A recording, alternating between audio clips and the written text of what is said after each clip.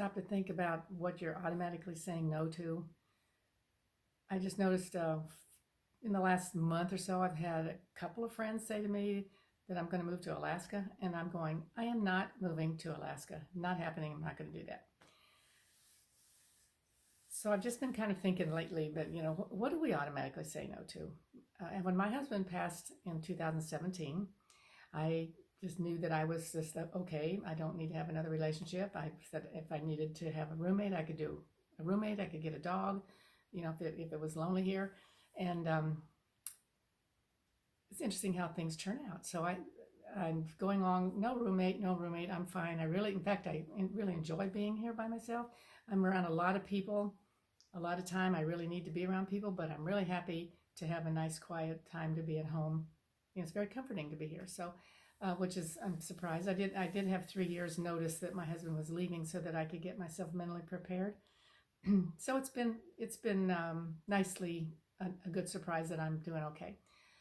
So I'm going along, and one night I was going to a concert. No, it was a meditation over on the other side of town.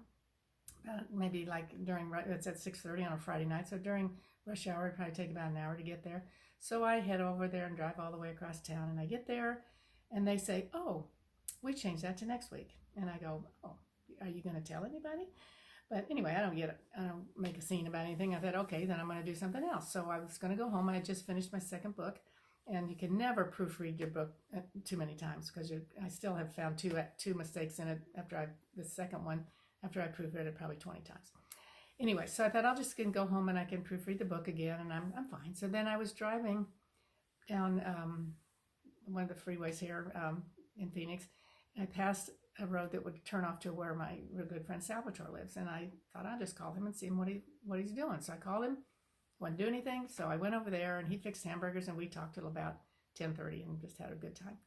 So on my way home, I thought, I'm probably just ready to have somebody around, just do stuff with, go down to the lake, walk around, go to movies with, that kind of stuff. So that was a Friday. And then that very same Friday, my friend Jan was living with another friend of ours, and she just gave notice that she actually needed to, she was okay to just have her house back. And that Jan would have to the end of June to find another place to live. So here we are on Friday. So Jan's got to move. I changed my mind. And I called her up, and she came over on Sunday, and we talked about it, and then she moved in on Tuesday.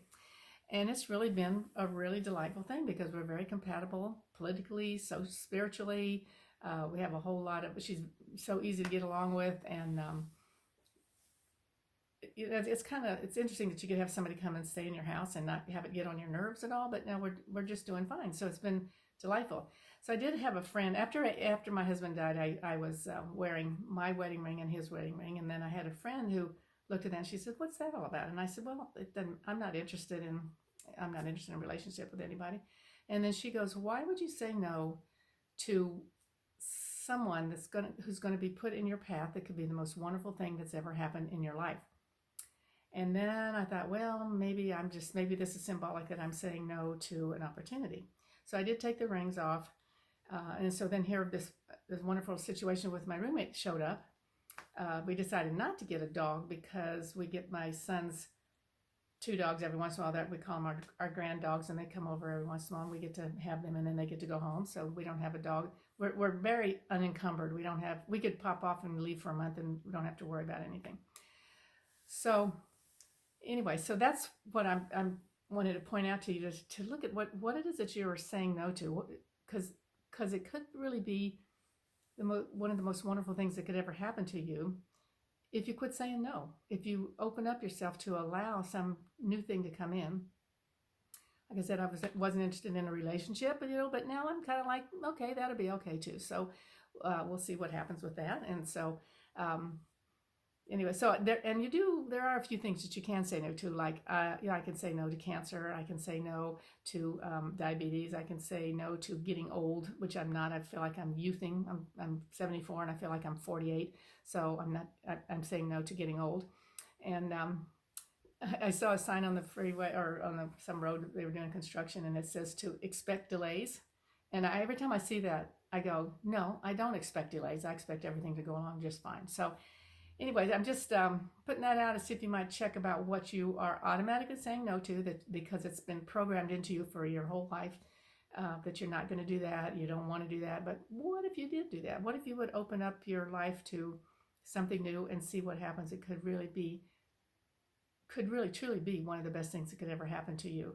And are you willing to allow that to come into your life and let life come to you every day and let it surprise you about what it's going to bring? Give it a try.